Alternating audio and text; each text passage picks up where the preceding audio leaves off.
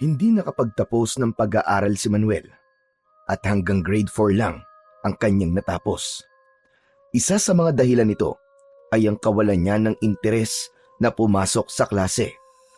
Mas gusto niya ang tumulong sa kanyang mga magulang sa pang-araw-araw na gawain, tulad ng pangingista sa ilog kasama ang kanyang ama o pagtulong sa paglalaba ng kanyang ina. Sa kanyang murang edad, natutunan niya na kaagad ang mga gawain na ganon. Mas gusto niya kasi ang ganon kaysa ang umupo sa loob ng silid-aralan. Bukod dito, ay madalas siyang tuksuin ng mga kaklase dahil sa hirap ng kanilang buhay. Ang panunukso at masasakit na salitang kanyang naririnig sa mga ito ay nagdulot sa kanya ng labis na lungkot at hiya, kaya mas pinili na lamang niya na tumigil sa pag-aaral at manatili na lamang sa kanilang bahay. Ang kanyang ina na lamang ang nagpatuloy na nagturo sa kanya kung paano sumulat, magbilang at magbasa. Ang kanilang bahay ay gawa sa mga natural na materyales. Kugon ang bubong at sawali na may butas ang dingding. Hindi na rin ipinilit ni Manuel na tapusin ang pag-aaral dahil simple lamang ang kanyang pangarap sa buhay simula pa pagkabata, ang maging isang sikat na albularyo. Nang magbinata si Manuel, naging tindero ito ng isda at doon niya nakilala si Maribel, ang una at huling babae na nagpatibok ng kanyang puso. Ligaw tingin lamang ang ginagawa niya noon dahil bantay sarado si Maribel ng kanyang lolo na palaging kasama niyang namamalengke. Masungit ang matanda. Paasik kung makipag-usap sa mga tao. Kaya naman, hindi nagkaroon ng pagkakataon si Manuel na lumapit at makilala ng husto ang dalagang natitipuhan. Ay, salamat! Kumpleto na naman ang araw ko. Nakita ko na naman ang aking inspirasyon. Ano na naman ba yan, Manuel? Ang aga-aga pa nananaginip ka na naman ng gising. Ikaw nga tigil-tigilan mo na nga yang si Maribel, ha? Tatay naman talaga, oh. Panira ng moment. Ayaw niyo po ba kay Maribel? Bakit? Pakiramdam niyo ba? Lugi kayo sa kanya? Naku po, hindi tayo ang lugi, anak. Si Maribel ang kawawa kapag ikaw ang napangasawa niya. Hala siya, grabe naman po kayo sa akin, tay. Ayoko lang na masaktan ka, anak. Huwag mo na siyang ambisyonin. Masyado siyang maganda para sa'yo. Saka tignan mo nga, ilang taon ka na lang bang puro na lang ganyan? Puro ligaw tingin. Kasi naman po, abala po kasi ako sa pagtitinda, kaya hindi ko po siya madiskartehan. Sus, palusot ka pa. At sabihin mo, torpe ka, anak. Hindi ka marunong manligaw at takot ka sa lolo niya. Tay naman, pambira naman kayo. Anak niyo po ba talaga ako, ampon? Parang kayo lang yatang nakilala ko na walang moral support sa anak niya. Ikaw naman kasi, kung nag-aral ka sana nun, di ka sana naghihirap ngayon. Dahil alam mo, kung may mataas kang pinag-aralan o magandang trabaho, kahit sinong magandang babae dyan, anak, hindi ka mahihiyang ligawan. Hayaan niyo na po. Di po talaga para sa akin ang pag-aaral nun, tay. Alam niyo naman po kung ano talaga ang gusto ko, di ba? Na ano? Maging albularyo? Aba, sinabi ko na sa'yo noon, hindi basta-basta ang maging albularyo, anak. Hindi yun ipinipilit. Tay, yun po talaga ang gusto ko eh. Yung maging sikat po. Noon pa man, di ba? Alam niyo na po na mahilig po talaga ako mag-aral sa mga halamang gamot at kung paano po ito gagamitin sa panggagamot. Oo nga, alam ko. Pero anak, hindi lang yan tungkol sa pagsasaulo ng mga halamang gamot. Ang pagiging albularyo ay may kaakibat na responsibilidad. Alam ko po yun, tay. At tanda po ako matuto pa. Kaya gagawin ko po ang lahat Matutunan ko lang ang lahat sa pagiging isang albularyo. Handa? Paano kung may dumating na sakit na hindi mo kayang gamutin, Aber? Paano kung mas malakas ang sumpa kaysa sa kaalaman mo? O, ano ngayon ang gagawin mo? Kaya nga po, mas gusto ko pa pong matuto. Gusto kong ipagpatuloy ang kaalaman ng mga ninuno natin. Hindi ko po to basta trip lang, Tay. Ay nako, sinasabi ko lang ito dahil ayaw kitang mapahamak, anak. Ang pagiging albularyo, hindi lang tungkol sa panggagamot. Minsan, may mga nilalang kang makakasalamuha na hindi mo gustong makita o makilala. Kung ganun po, tulungan niyo po ako maging handa, Tay. Kayo ang unang nagturo sa akin nun, di ba? Matagal ko nang iniiwasan yan, Manuel, at kinalimutan ko na yan. Ano pong ibig niyo sabihin? Teka, may nangyari po ba nun? Ay, huwag na natin pag-usapan yan. Si Maribel ang pinag-uusapan natin kanina. Kung saan na tayo napunta. Sige po, kung ayaw niyo pong pag-usapan natin, ayos lang naman. Basta, Tay, kung mag-aasawa ako, yan, yung ganyan. Tulad ni Maribel ang gusto ko. Tulad ng sinabi ko sa'yo, huwag kang mag-ambisyon. Hindi ka papansinin yan. At least, Tay, may ambisyon ako ngayon. Saka, di ba sabi nila, kung mangangarap ka, dapat lubos-lubusin mo na. Libre naman yun . Yun na nga . Mangarap ka na lang dyan ng mangarap hanggat gusto mo. Sa tingin mo, may mangyayari kapag ganyan? Nako, nung kabataan ko, hindi ako ganyan. Kapag may natitipuhan akong babae, isang maghapon lang, napapasagot ko na. Ganun kayo kaangas, Tay?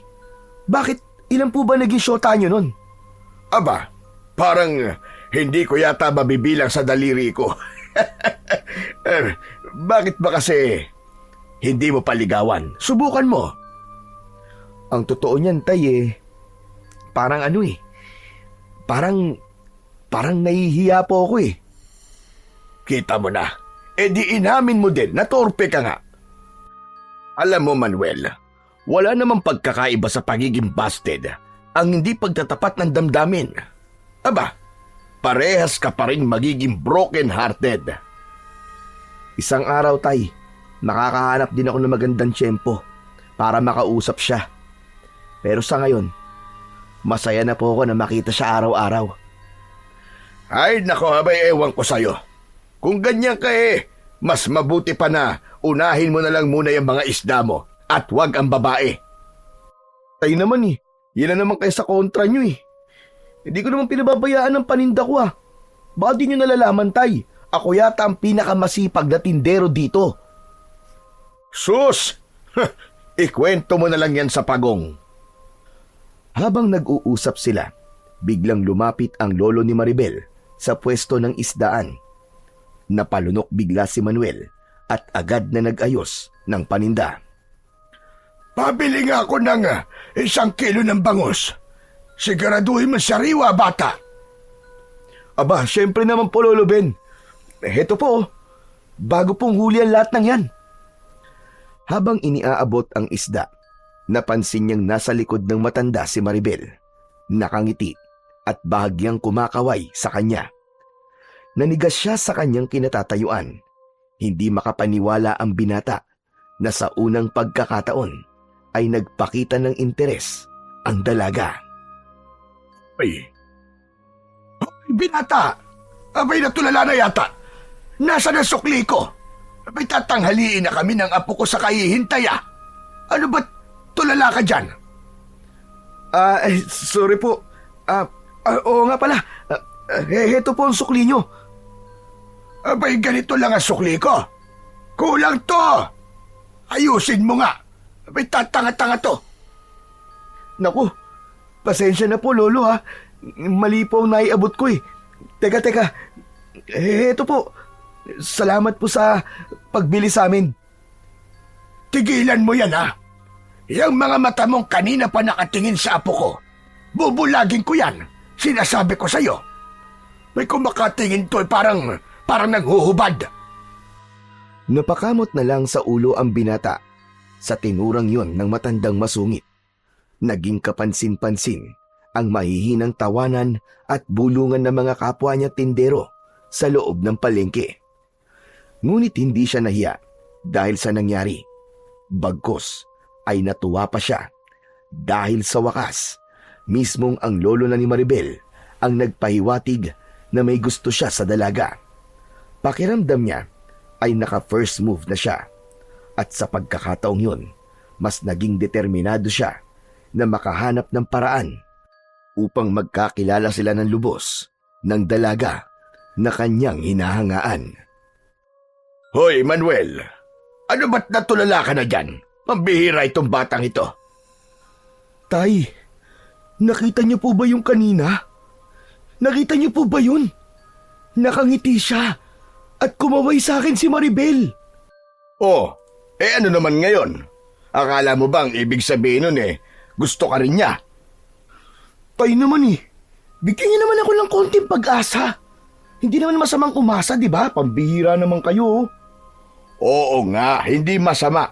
Pero baka mamaya, ikaw lang ang umaasa. Tapos bigla mo na lang na malaman na may kasintahan na pala siya.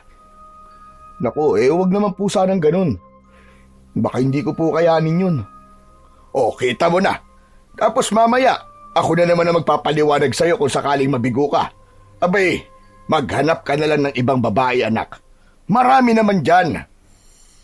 Hindi naman po ganun kadali umanap ng ibang mamahalin, tay. Sus! Akala mo naman kung sinong eksperto sa pag-ibig. Ligaw tingin ka nga lang parang nanalo ka na sa loto.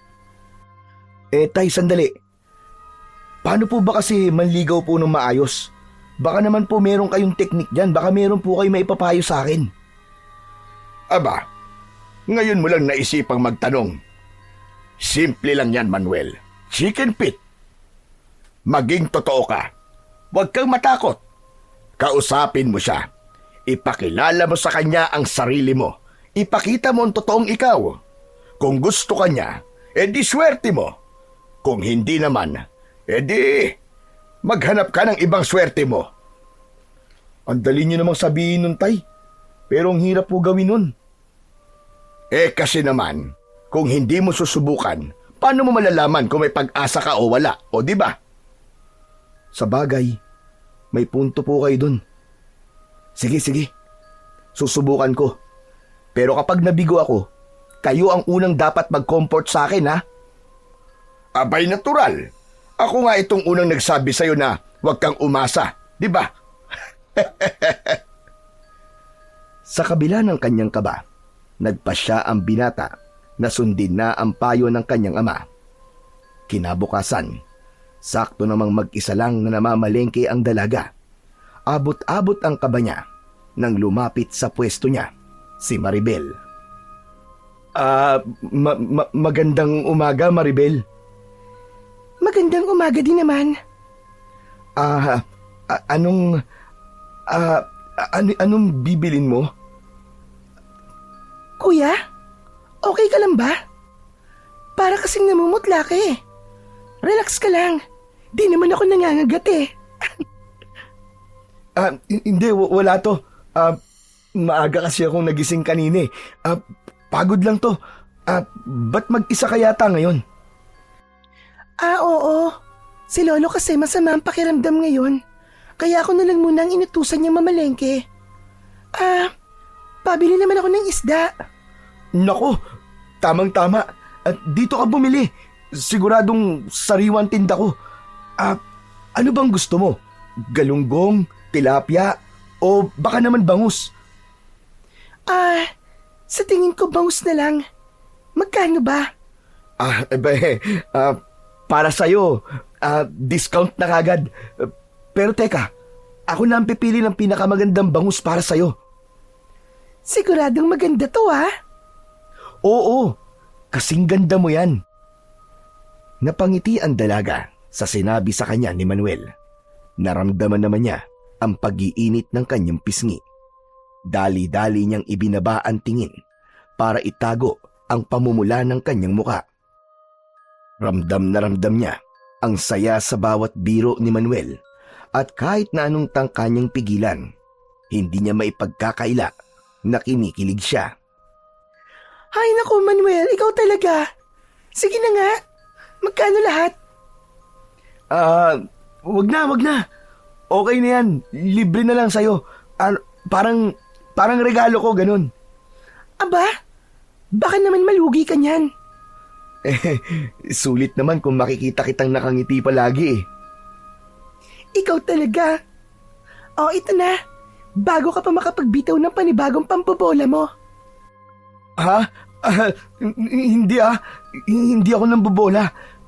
Pero ano kasi, ano eh.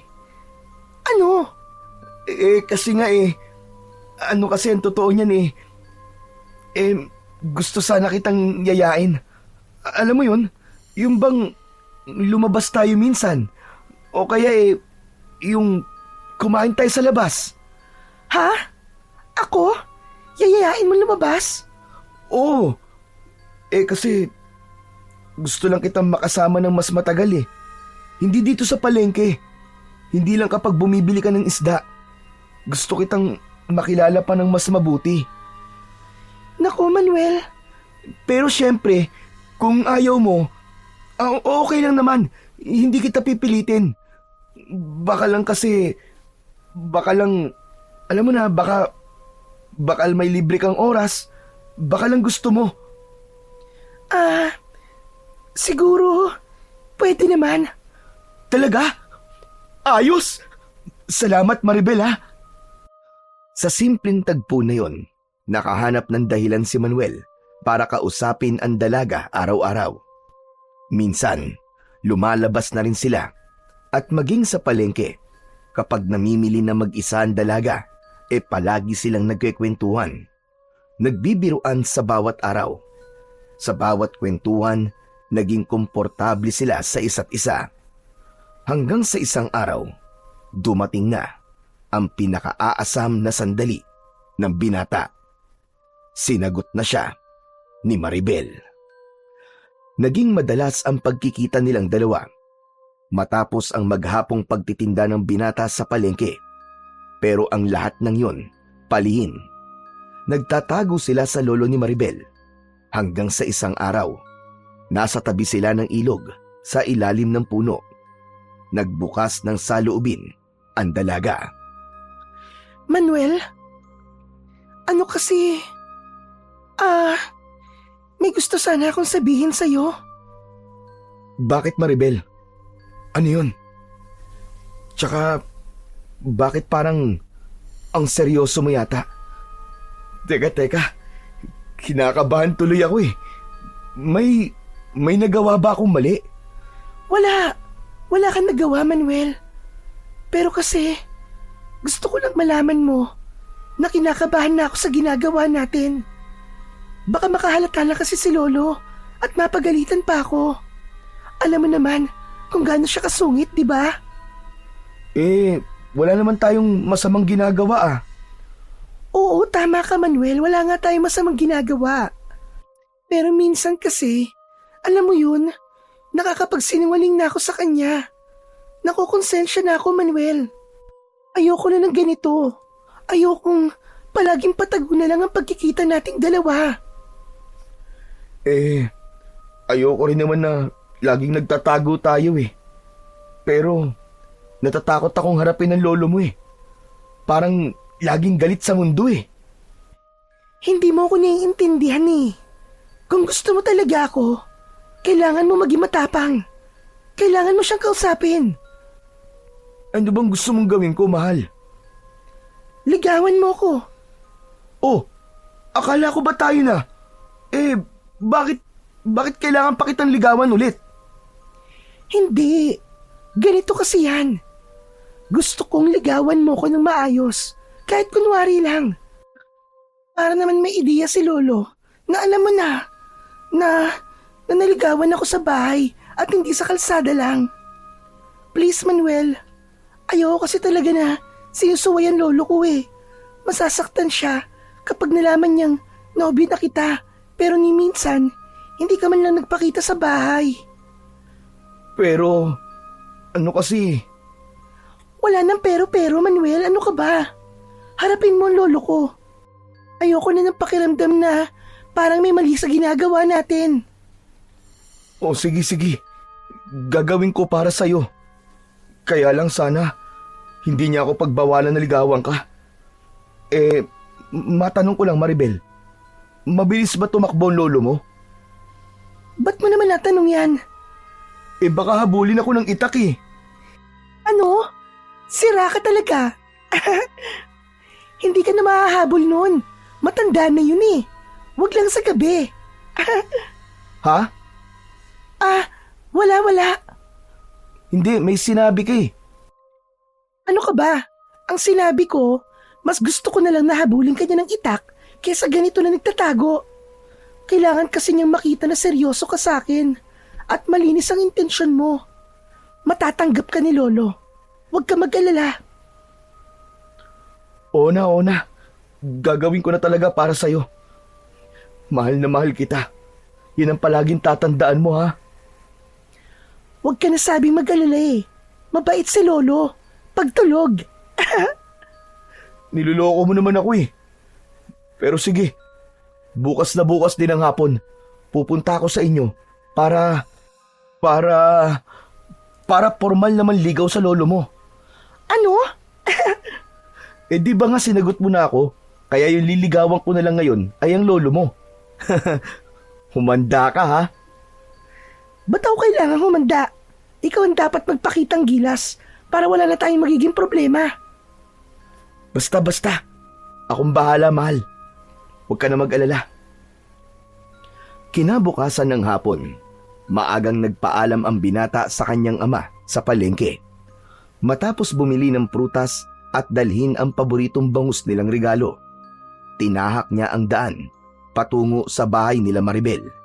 Isang bahay na nasa pinakaloob ng masukal na kagubatan. Habang naglalakad siya sa makipot na daan, ramdam niya ang malamig na hangin at ang katahimikan. Wala siyang naririnig sa lugar na yon kung hindi ang mga huni ng mga kuliglig at ang kanyang sariling kaluskos. Naging maingat siya sa bawat paghakbang dahil hindi pantay ang lupang kanyang nilalakaran.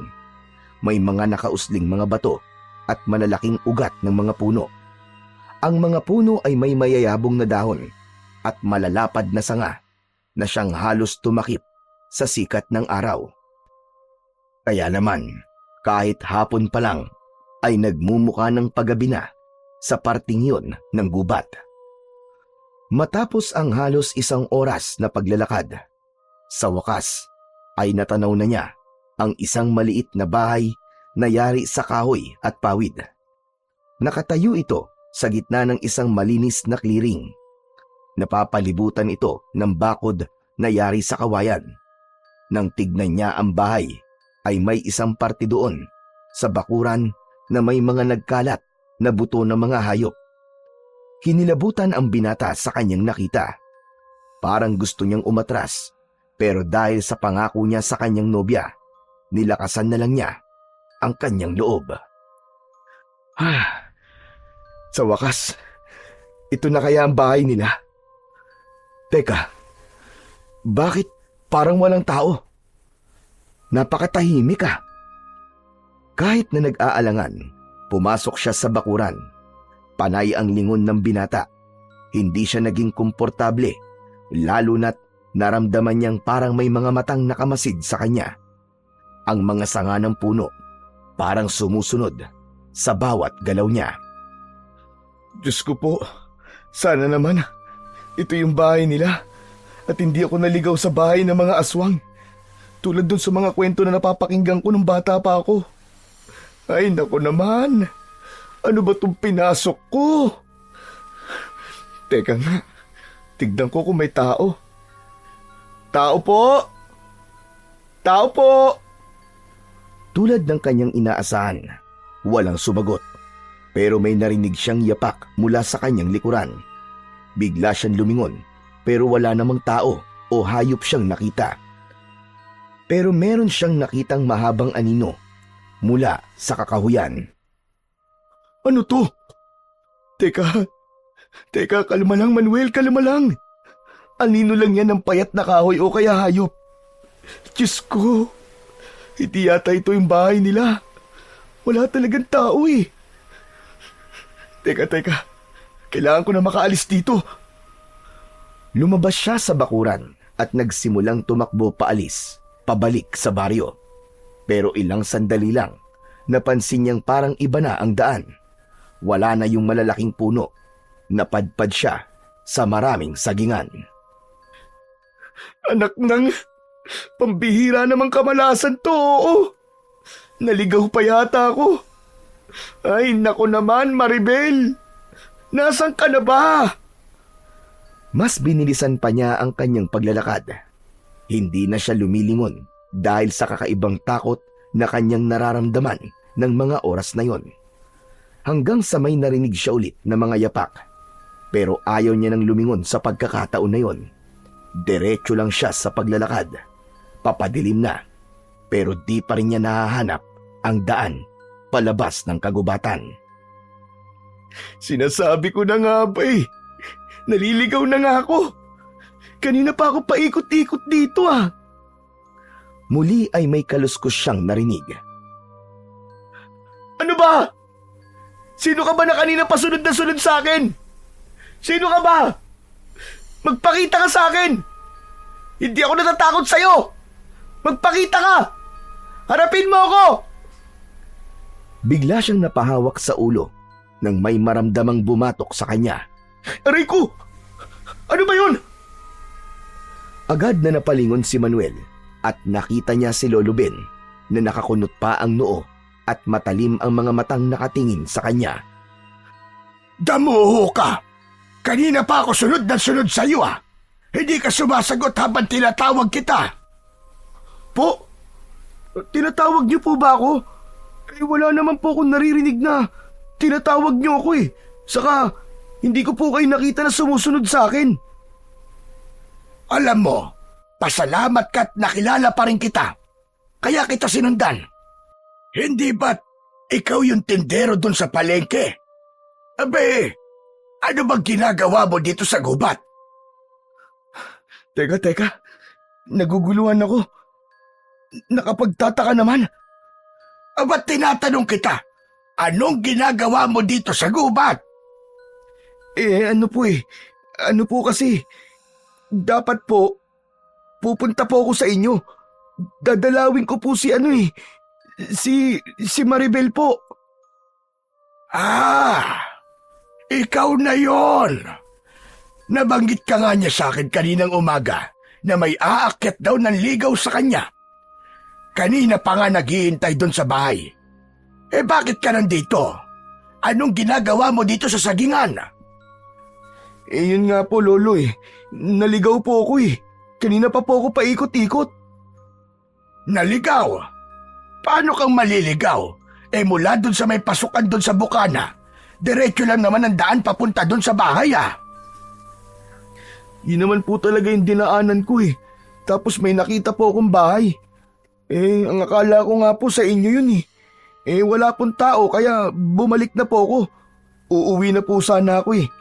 Kaso, hindi ko alam kung anong nangyari. Bigla na lamang po ako napadpad dito. Tinignan siya ng matanda mula ulo hanggang paa. Matalas ang tingin nito na parang binabasa ang kilos ng binata. Ibig sabihin nun, mahina ka pala sa gubat. Nailigaw ka ng nilalang na nagbabantay dito sa sagingan. Napaglaruan ka nang hindi mo nalalaman. Mabuti na lang at nakita talaga kita at nakasunod ako sa'yo. Teka, ano pong sabi nyo? Bantay po? Oo. Delikado ang pag-alagala dito sa gubat baka hindi mo nalalaman. Mapaglaro ang mga nilalang dito. Lalo na kapag papalubog na ang araw. O siya, halika na. Kanina ka pa hinihintay ni Maribel. Tumalikod ang matanda. Sumunod naman si Manuel. Kahit kinakabahan pa rin, pakiramdam niya ay mas ligtas na siya sa presensya ni Lolo Ben. Nagtapos sila sa bahay na una nang nakita ng binata. Laking pagtataka niya nang makitang nakadungaw ang dalaga sa may bintana. Nang makita sila ni Maribel, agad niya silang sinalubong. Hala, magkasama kayo? Oo, Maribel. Nakita ko yan doon sa may sagingan. Naliligaw. Naku, malayo na yun ah. Bakit ka naman napadpad doon? Ewan ko ba? Naglalakad lang naman ako tapos parang bigla na lang napunta ako sa lugar na yon. Nagpaikot-ikot kasi ako sa gubat eh. Isa lang nga ang ibig sabihin nun, Maribel. Duwag at mahina ang lalaking yan. Kayang-kaya siyang iligaw ng mga bantay. Lolo naman. Halika na, Manuel. Tuloy ka. Ang dami mong dala. Ito ba? Oo. Para to sa'yo, saka sa lolo mo. Lo, salamat nga po pala sa pagliligtas niyo po sa akin. Nako, wala yon. O sige na, maiwan ko na kayo dyan ha. May kailangan pa akong gawin sa labas. Nakahinga ng maluwag si Manuel nang makaalis na si Lolo Ben. Kahit paano, gumaan ang kanyang pakiramdam. Bagamat may halong kaba pa rin, alam niyang ligtas na siya sa mga sandaling yun. Ngumiti si Maribel at inilipag ang mga dala ni Manuel sa maliit na mesa. Halika na, Manuel. Maupo ka na muna rito. Ang dami mo namang dinala. Salamat ah. Wala yun. Siya nga pala. Gutom ka na ba? Maghahain na rin ako para makakain ka. Medyo gutom na nga. Saka nakakapagod palang pumunta dito sa inyo. Napangiti ng bahagya ang binata, pero hindi niya na ikinuwento ang lahat ng nangyari at kung gaano siya natakot kanina. Habang naghahanda ng pagkain si Maribel, pinagmasdan naman ni Manuel ang loob ng bahay. Napansin niyang simple lang ito, pero maaliwalas. Pero nang makita niya ang isang lumang larawan na nakasabit sa dingding, biglang nawala ang kanyang ngiti. Sa larawan, nakita niya ang isang lalaki na nasa isang madilim at masukal na gubat. Suot nito ang isang luma at maruming kamiseta. Sa kanang kamay, mahigpit nitong hawak ang pugot na ulo ng isang hayop na nakabukas ang bibig. Ang lalaki sa larawan ay walang emosyon. Ang kanyang mga mata ay malalim at parang walang buhay. Parang hindi isang ordinaryong tao. Habang nakatitig si Manuel sa lumang larawan, ay unti-unti siyang nilamon ng kaba. Hindi niya maipaliwanag, pero may kung anong hindi tama sa larawang yon. Hindi niya maiwasang mapalunok ng kanyang laway. Oh, Manuel, okay ka lang? Ikaw pala, Maribel. Ako nga. Bakit? May iba ka pa bang nakikita? Teka, ano ba nangyayari sa'yo? Tignan mo namumutla ka. May problema ba? Wala. Wala naman. O sige na, kain na. Para naman kahit papano mabawasan na yung pagiging nerbiyoso mo. Salamat siya nga pala Sa pangalan ko na lang. Baka mamaya marinig ka ni Lolo Hindi pa niya alam, di ba, na tayo na. Huwag kang maingay. Lagi bang ganun yung lolo mo? Parang ang tapang pero kanina, mukha naman siyang mabait. Ano ka ba? Tulad nga na sinabi ko sa'yo, mabait naman talaga si Lolo Lalo na kapag nahimigan niyang mabait ang tao. Saka, ganun lang talaga ang itsura niya. Parang laging galit. Maribel, totoo ba yung sinabi ni Lolo Ben? May mga bantay nga ba talaga sa gubat? Oo, totoo yun, Manuel. May mga bantay ang gubat na to. At hindi lahat ng pinaglalaroan ng bantay ay nakakalabas pa sa gubat na to. Mabuti na lang at nakita ka kagad ni Lolo. Matapos marinig ang sinabi sa kanya ni Maribel, hindi maiwasan ni Manuel na mapalunok siya ng laway. Naisip niya bigla na kundi pala siya nakita ng matanda kanina ay hindi na siya makakalabas sa gubat. Nagpatuloy sila sa pagkain, pero maya-maya niyang tinitignan ang kanyang nobya na parang walang inaalala. Naisip niyang sanay na talaga sa buhay sa gubat ang babae. Makalipas lang ang ilang minuto, tumayo si Maribel at sinimulang iligpit ang kanilang pinagkainan. Maribel, tutulungan na kita. Naku, wag na. Ako nang bahala rito. Ang mabuti pa, umuwi ka na. Hindi ko napansin na gabi na pala. Maribel, ano ba talagang meron sa gubat na to? Bakit parang ang dami-daming sikreto? Manuel, hindi kita tinatakot ha. Pero hindi basta-basta ang gubat na to. May mga bagay dito na hindi mo dapat binabaliwala. Minsan, mas mabuti pang wag ka nang magtanong. Pero biglang bumukas ang pinto at lumitaw mula roon si Lolo Ben. Nanatili ang seryoso niyang muka, pero sa tingin ni Manuel, tila mas dumilim ang kanyang ekspresyon. Gabi na! Dito ka na matulog. Delikado nang bumalik sa baryo ng ganitong oras. Napatingin si Manuel kay Maribel, tila nagtatanong kung tama ba ang kanyang narinig mula kay Lolo Ben. Ngumiti ito ng bahagya at tumango. Alanganin si Manuel. Gusto niyang umuwi, pero sa sinabi ni Lolo Ben, mukhang hindi yun isang magandang ideya.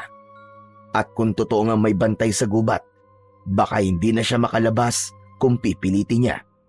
Pero bigla niyang naisip ang kanyang ama. Oo nga, Manuel. Dito ka na muna matulog ngayon. Pero gustuin ko man po. Pero hindi pwede, Lolo eh. Maribel, hindi kasi ako nakapagpaalam kay tatay. Baka mag-alala yun sa akin at sundan pa ako dito. Nakakahiya naman po sa kanya pag ganun. Tsaka baka pagalitan ako nun. Tsaka maaga pa naman po eh. May dala rin po akong flashlight. Kung ganon, sige, ikaw ang bahala iyo. Basta mag-iingat ka. Diretso lang ang lakad at huwag ka ng palingon-lingon para hindi ka maligaw at makauwi ka ng ligtas. Sige po, tatandaan ko po yon. Salamat po, Lolo Ben, Maribel. Mabilis ang lakad ni Manuel palabas ng bahay ni Maribel. Sinundan siya ng tingin ni Lolo Ben hanggang sa tuluyan siyang maglaw sa dilim ng gubat. Ano, Maribel? Akala ko ba mapapapayag mong dito matulog yon? Sinubukan ko naman po, Lolo eh. Pero matigas po ang ulo niya. Nag-aalala po siya sa tatay niya eh. Kung alam lang niya. Hindi na itinuloy pa ng matanda ang sasabihin. Tumayo siya mula sa kanyang upuan at lumapit sa bintana. Sumilip siya sa madilim na gubat. Waring sinusundan ng tingin ang direksyon kung saan naglakad si Manuel. Napansin naman ni Maribel ang pagpisil ng kanyang lolo sa kanyang mga daliri. Isang ugali nitong lumalabas tuwing hindi siya mapakali. Makakauwi po siya ng ligtas, Lolo. Huwag na po kayong mag-alala sa kanya. Hindi sumagot si Lolo Ben. Bagkus, dinampot nito ang lumang itak na nakasabit sa dingding at maraang hinagod ang talim nito gamit ang kanyang daliri. Yan ang ipagdasal natin, Maribel. Ipagdasal natin na makakaligtas siya sa gubat na yon. Nagtagpo ang tingin nilang maglolo. Halos sanay silang mapabuntong hininga. Samantala, si Manuel naman ay patuloy na naglakad sa masukal na daan. Mahigpit na hawak ang kanyang daladalang flashlight. Sa isip niya, tama ang kanyang naging desisyon na umalis kagad sa bahay nila Maribel. May kung anong kakaiba sa bahay nila Maribel, lalo na kay Lolo Ben. At hindi niya alam kung ano yon, pero pakiramdam niya, hindi siya dapat manatili roon ng matagal. Habang lumalayo siya, isang malakas na pagaspas ng hangin ang kanyang narinig.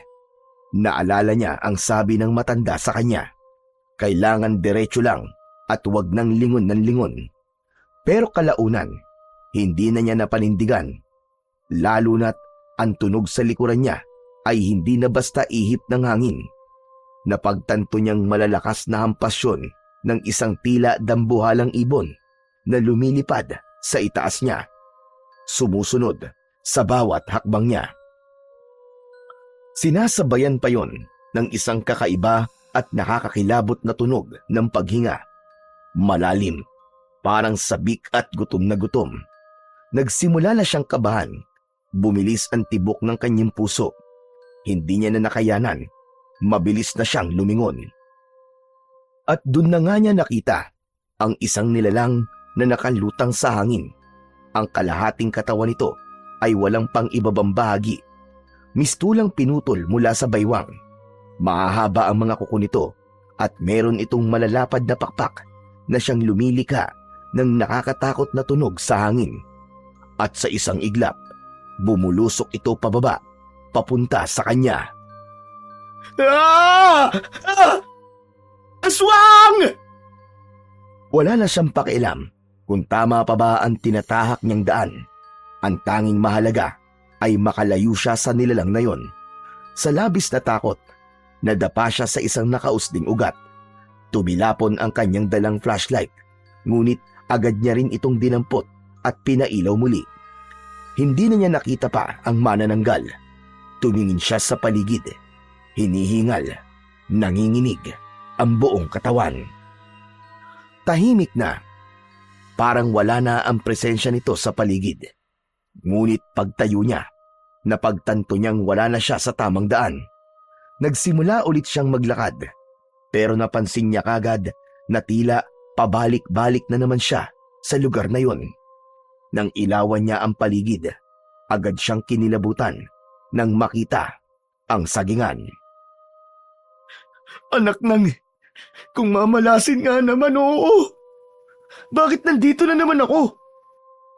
Ay, malas na buhay to. Napahawak siya sa kanyang ulo. Iniisip kung ano ang gagawin hanggang sa bigla siyang mapatitig sa isang kakaibang bagay sa lugar na yon. May nakita siyang isang saging na parang ito lang ang natatamaan ng liwanag ng buwan. Napalunok siya. Pakiramdam niya ay hinihigop siya ng kakaibang liwanag ng puno. Dahan-dahan siyang lumapit sa puno na yon. Tinapik ang katawan ng puno at napansin niyang may maliit na butas sa gitna nito. Sa loob ng butas, may nakita siyang isang nagliliwanag na maliit na bato. Agad niyang naalala ang mga kwento sa kanya noon ng kanyang tatay, ang tungkol sa mutya na nakukuha sa saging. Pero napakunot ang noo niya dahil ang alam niya, ang mutya ng saging ay matatagpuan sa puso nito at hindi sa mismong puno. Hindi. Joke to. Napanganga siya habang nakatitig sa nagliliwanag na bato. Sa loob ng butas ng puno, dahan-dahan niyang nilapit ang mukha niya. Parang kinikilatis kung totoo ba ang nakikita niya o baka namamalikmata lang siya. Siguro, ilaw to ng mga diwende. Tapos, nakalimutan nilang patayin. Natawa siya ng pilit sa kanyang sinabi, pero ramdam niyang nanginginig pa rin ang kanyang mga kamay. Parang may bumubulong sa isipan niya na kunin ang nakikita niyang bato. Hanep pa, ang astig. Glow in the dark. Pero parang ganito yung itsura nung kinikwento sa akin nun ni tatay. Yung mutya. Kaso, bakit nandito sa loob ng puno? Anyari? Bumuntong hininga siya ng malalim. Hindi siya sigurado kung dapat ba niyang kunin ang bato o hindi. Pakiramdam niya, may nakatingin na naman sa kanya mula sa kung saan. Pero, baka ito na yung katuparan ng pangarap ko na magiging albularyo ako tsaka... Hindi. Sabi sa kwento, ang mutya ng saging ay may bantay daw. Baka biglang may magpakitang kapre dito o kaya maligno. Naku po, di ko kakayanin yun. Ay naku, paano ba ako makakauwi nito? Napapailing na siya. Pilit na nilalabanan ang sariling takot. Pero hindi may pagkakaila na bumibigat na ang pakiramdam niya dahil sa matinding kaba. Okay, Manuel. Chill ka lang. Relax lang. Okay, sige. Kukunin ko ba ang bato o wag na lang? At tumakbo na lang na mabilis para makauwi na.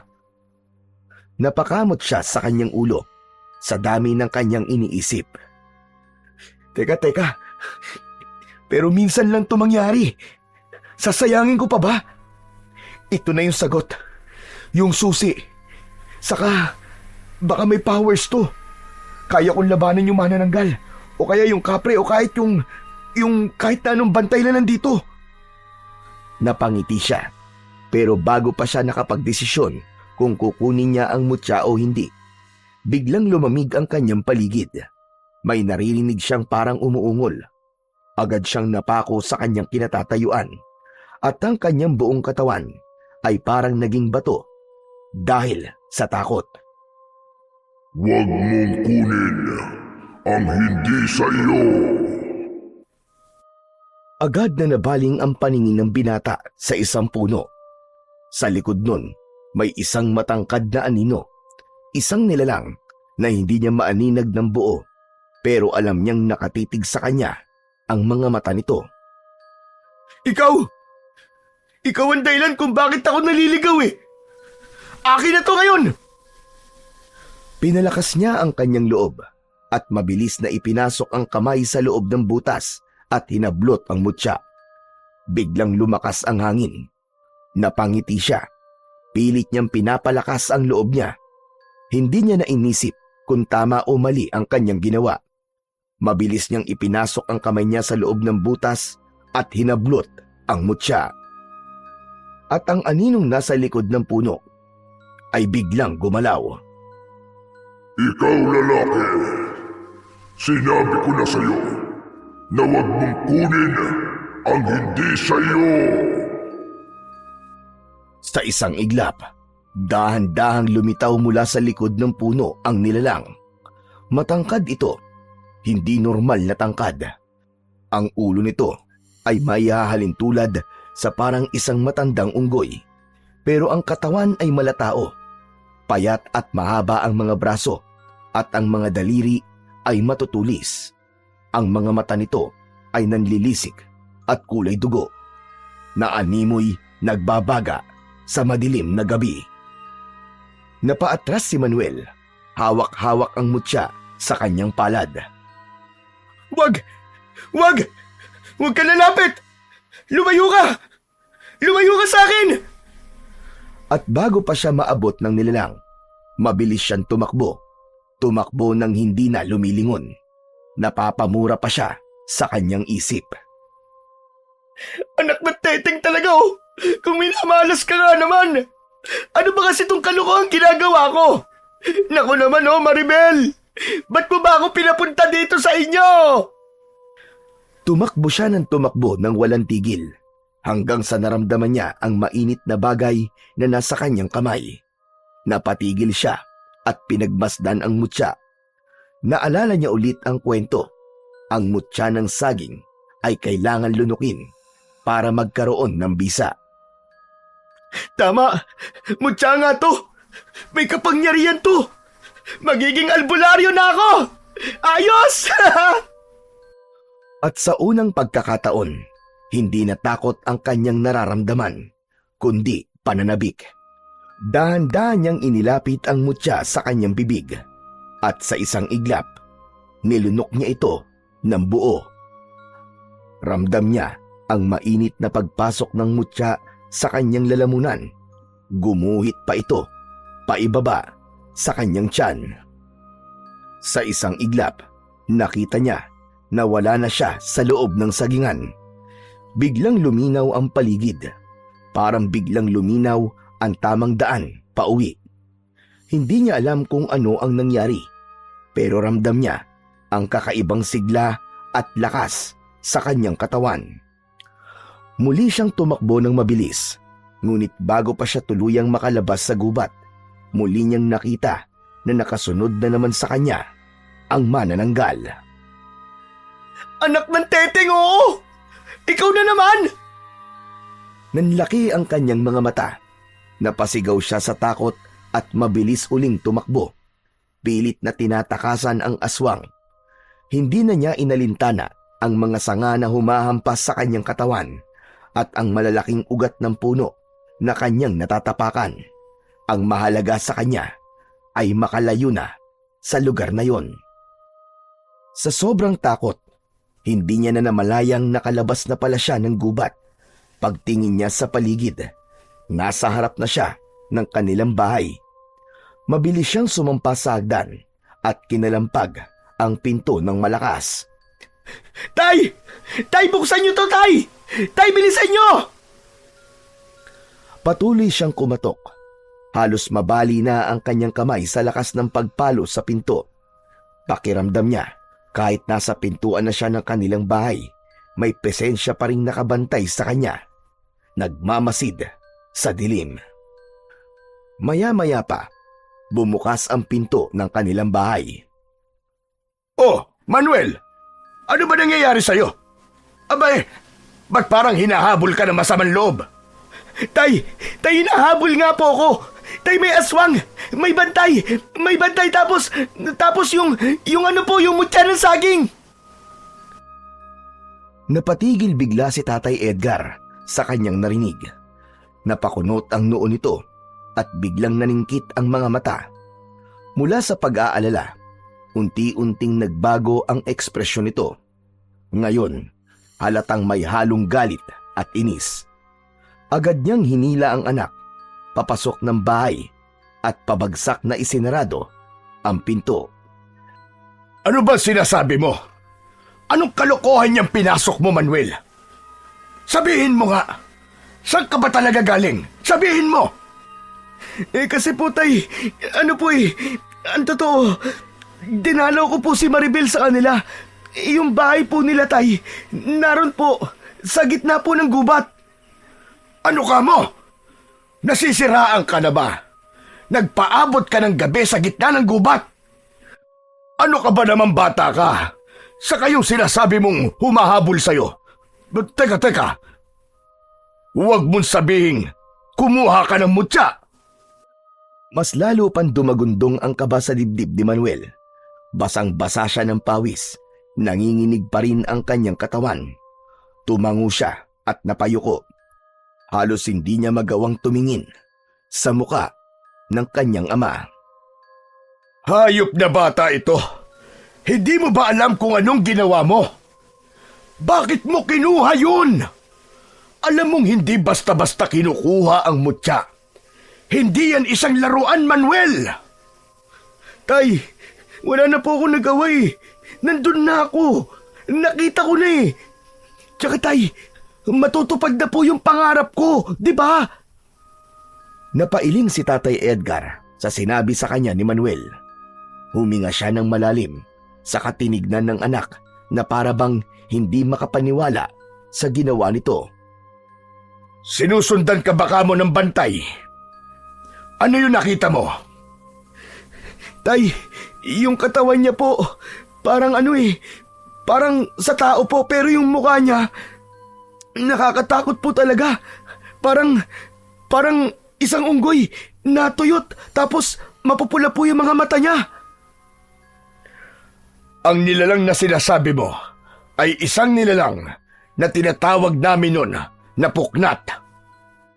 Tahimik na nakinig lang ang binata sa sinasabi ng kanyang ama. Sabi nito, ang puknat ay may katawang tao pero nakausli ang mga buto at natutuyo ang balat na parang hindi na nakakakain ng sapat. Ang muka ay parang pinagalong unggoy at aso. Lubog ang pisngi pero may mahabang nguso. Ang ganitong uri ng nilalang ay isang tagabantay ng mutya at nagbabantay din ito ng kayamanang nakabaon sa lupa. Kung minsan, naglalaro at inililigaw nito ang mga tao na napapadpad sa kanyang teritoryo. Ngunit kapag may isang magnanakaw, natatangkaing kunin ang kanyang binabantayan. Wala itong patawad na susugod at babawiin ang anumang kinuha ng magnanakaw. Ang bantay ng mutya, hindi ka titigilan hanggat hindi mo yun ibinabalik. Kung ganon, ano pong ibig sabihin nun, Tay? Sumeryoso lalo ang muka ni Tatay Edgar. Lumapit ito sa pinto, binuksan ng bahagya at sumilip sa labas. Pagkatapos, dahan-dahan niyang sinarado ang pinto. Inilak yun ng mariin. Anak, ipagdasal mong hindi ka nasundan dito sa ating bahay. Tay, paano ko po ba maibabalik ang mutya? Ibalik mo dun kung saan mo kinuha. Tay, ang problema, nilunok ko po eh. Anak ng, bakit mo nilunok? Eh di ba sabi niyo sa kwento nun, ang mutya ng saging ay nilulunok para makuha kong kapangyarihan ito. Ginawa ko yun kasi para makalaban ako sa mga halimaw dun sa gubat. Kapangyarihan? Manuel naman, hindi mo naiintindihan eh. Ang mutya ay hindi basta-basta ginagamit ng kung sino lang. May kapalit yan. At ngayon, tinatakan mo na ang sarili mo. Pambihira kang bata ka. Ano pong ibig niyo sabihin, Tay? Ngayon, ikaw na mismo ang may dala ng sumpa. Ano, Tay? Ano pong sumpa? May sumpa po, mutya? May sumpa ito kung mapupunta sa maling tao. At kung ano man yun, hindi ko pa alam sa ngayon. Yun nga, Tay eh. Paano ko po ito masusuli? Hindi ko naman alam yun eh. Ano ba naman? Akala ko swerte eh. Ano swerte, anak? Ano swerte? Ang nakuha mo hindi swerte, kundi disgrasya. Eh Tay, paano ko nga ito mababalik? Hindi ko naman pwedeng isuka to. Isa lang ang paraan, anak. Kailangan mo yang ilabas. Ha? Pero paano nga? Kailangan mo yang iire. Ano? Tay, seryoso kayo? Anong gusto mo? Operahan kita? Oo na po. Ay nako, puro na lang kamalasan. Ito pala magiging pinakamalaking mission ko sa buhay ko. Ang magbanyo. Kung gusto mong di anihin ng sumpa, umupo ka sa trono hanggat hindi mo na ilalabas yan, lentik ka. Kung di mo yan maaalis, hindi natin alam, baka buhay mo na maging kapalit. Ayokong mangyari yon, Manuel. Pambihira naman talagang buhay to. Oh, Maribel, kasalanan mo to eh. Sa pagbanggit niya sa pangalan ng dalaga, ay may biglang kumalabog sa kanilang bubungan. Nagkatinginan silang mag-ama. Tay, bukas na lang po ako pupunta ng CR. Matulog na po tayo. Eh yung nasa bubong, anong gagawin natin doon? Sige nga. Yaan nyo na yung Tay. Aalis din naman siguro yan eh. Hindi nga nagkamali si Manuel. Ilang sandali lang ang inilagi ng nilalang na yon sa kanilang bubong. Bago pa man makapasok sa kanilang silid, narinig na nila ang malakas na paggaspas ng mga pakpak nito papalayo. Kinaumagahan, hindi nakapunta sa palengke si Manuel. Matindi ang lagdat niya, kaya't nanatili siyang nakahiga, pinagpapawisan at nangihina. Si Tatay Edgar naman ay nag-alala at inalagaan na lamang ang anak habang pinapalitan ang bimpo sa noo nito. Nagulat sila nang may kumatok sa pinto. Pagbukas ni Tatay Edgar, bumungad doon si Maribel. Tatay Edgar, magandang umaga po. Nabalitaan ko pong may sakit si Manuel, kaya po ako dumaan. Aba, pambihira. Ang bilis naman ng chismis. Nakarating na kagad sa'yo, iha, na may lagnat ang anak ko. Aba, halika muna. Dali, dali. Pasok ka. Nasa silid si Manuel. Pumasok ang dalaga at agad nilapitan ang kanyang nobyo. Nakita niyang namumutla ito.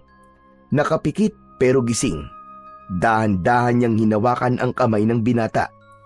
Dumilat naman si Manuel at napangiti ng bahagya. Manuel? Ikaw pala, mahal. Anong ginagawa mo dito? Di kasi kita nakita sa palengke kanina eh. May nakapagsabi sa akin na may sakit ka. Kaya pinuntahan kagad kita dito. Saka nga pala, may sasabihin ako sa'yo. Ano yun, Maribel? Kinausap ko na si Lolo kagabi. Inamin ko na sa kanya yung relasyon nating dalawa. Di na natin kailangan magtago. Ha? Ibig mong sabihin, okay na ako sa lolo mo? Oo, Manuel. Alam na niya. Alam mo ba? Hindi siya tumutol. Hindi siya nagalit. Ang sabi pa nga niya matagal na daw niyang alam. Pinababayaan lang daw niya ako at iniintay na ako ang kusang umamin. Aba, ayos yun ah. Pero teka, Maribel, paano kung ayaw niya pa rin sa akin? Baka pinagbibigyan ka lang. Hindi, ano ka ba, Manuel? Pero alam mo, sabi niya kagabi, na-impress daw siya kasi matapang ka. Paano naman niya nasabi yun?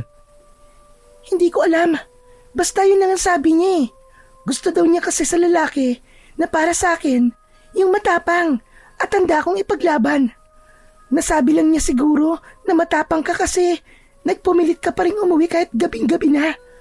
Maski naranasan mo yung paglalaro sa'yo ng engkanto sa sagingan. Iyon ba?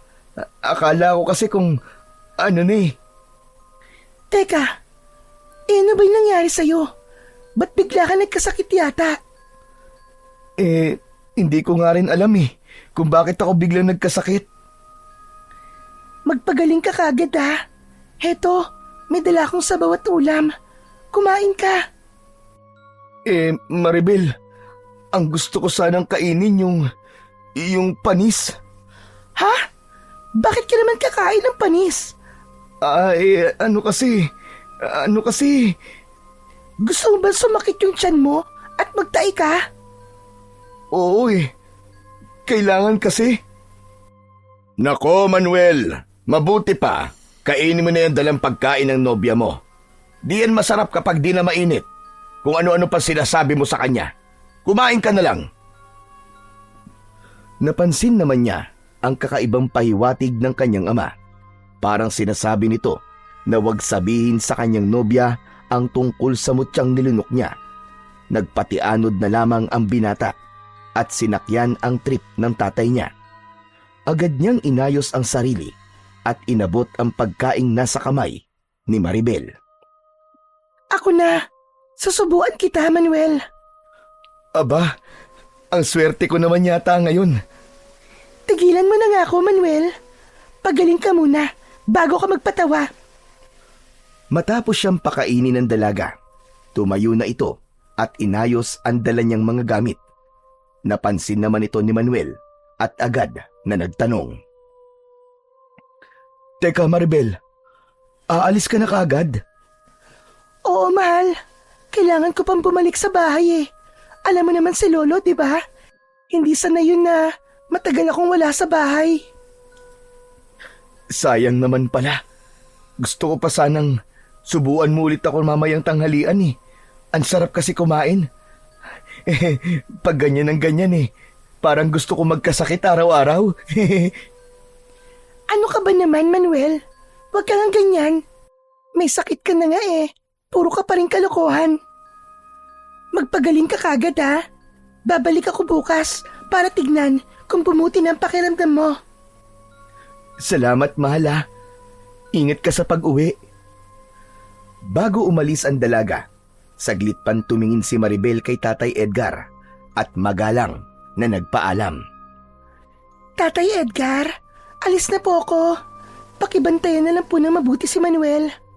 O sige, iha. Mag-iingat ka ha. Salamat sa pagbisita mo at sa pagdadala ng pagkain kay Manuel. Lumabas na si Maribel at nang masigurong wala na ito, agad na isinara ni Tatay Edgar ang pinto ng kanilang bahay. Napabuntong hininga siya at lumapit sa kanyang anak. Tay, ano ba talaga itong nangyayari sa akin? Hindi ko rin alam, Manuel. Di ba, magaling ka namang albularyo dati. Bakit hindi mo alam? Madami ka nagamot nun, di ba? Bakit ngayon ako? Hindi mo ako magamot. O sige, sasabihin ko na. Dahil yan, sa mutya na nilunok mo. Ang katawan mo, tinatanggihan ang hindi dapat nasa loob nito. Tay, paano ba to? Hindi naman ako matay. Anong gagawin ko? May isang paraan pa, Manuel. Pero delikado. Kailangan mong bumalik sa gubat, sa mismong lugar kung saan mo kinuha ang mutya na yan. Bakit, Tay? Dahil hindi mo basta-basta mailalabas ang mutya nang hindi pumapayag ang bantay nito. Nagbibiro ka ba, Tay? Hindi ako nagbibiro. Pero, Tay, parang kinakabahan ako eh. Abat, dapat ka lang nakabahan. Matigas ang ulo mo eh. Pero huwag ka mag-alala. Sasamahan kita. Ibabalik natin ang mutya na yan. Ayos. Sige po. Pero sana buhay pa ako bukas. Yan din ang dasal ko, anak. Kaya magdasal ka din. Madilim ang paligid nang dumating si Mang Edgar at Manuel sa gubat. Tanging ilaw lang ng flashlight ang nagbibigay ng liwanag sa kanilang dinaraanan. Tulad ng dati, tahimik ang gubat na yon at walang anumang maririnig maliban sa mga huni ng kuliglig at ang mga tunog ng naaapakan nilang mga sanga at dahon. Tay, sandali lang. Sigurado ka bang gagawin natin to? Tay, medyo kinikilabutan talaga ako sa ideyang to eh. Manahimik ka nga dyan, Manuel. Ikaw ang may kasalanan nito. Ginusto mo to, hindi ba? Hindi ko naman po sinasadya eh. Nagkamali lang po talaga ako ng akala. Pero Tay, talaga bang dito kailangang isoli ang mutya? Sana lang talagang hindi magpakita yung manananggal dito ngayon, Tay. Nakakatakot din yung isang yun eh. Yung puknat at manananggal na halos nagpakita sa akin ng isang gabi lang. Shh! Huwag kang masyadong maingay. Makakabulabog ka talaga dito kung di mo ititikom yung bibig mo. At saka, talagang dito mo dapat isoli yan. Dito mo kinuha ang mutya eh. Dito mo rin ibabalik. Ganyan ang batas ng mga engkanto, anak. Pero Tay, magpapakita ba siya sa atin? Hindi ko alam. Ako ba yung engkanto? Huwag ka mag-alala. Akong bahala sa'yo, anak. Basta kahit na anong mangyari, kahit na anong makita mo, huwag na huwag kang tatakbo nang hindi mo ako kasama. Nagkakaintindihan ba tayo? Opo. Sige po. Ay nako.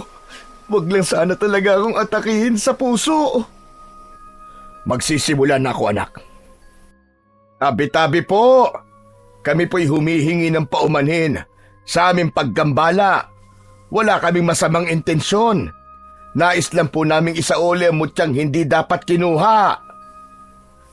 Tay, teka lang. Paano ko nga pala may sasauli to? Nilunok ko na, di ba? Nasa loob na ng tiyan ko eh. Aba, oo nga pala, no? Naku po, baka butasin niya yung tiyan mo para mabawi niya yung mutya. Naku, Tay, ayoko na, Tay, tara na. Umalis na tayo dito. Tumahimik ka nga. Ang OA mo. Nagbibiro lang ako. Sige na, tumayo ka lang dyan.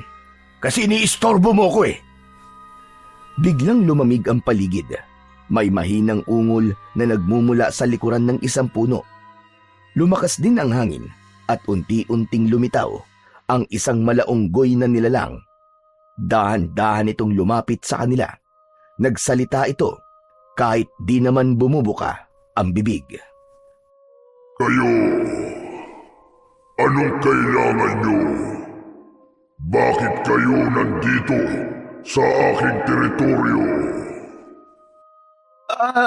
Mahal na tagapagbantay. Ako po si Manuel. Ako po yung kumuha ng binabantayan niyo pong mutya. Ibabalik ko na po.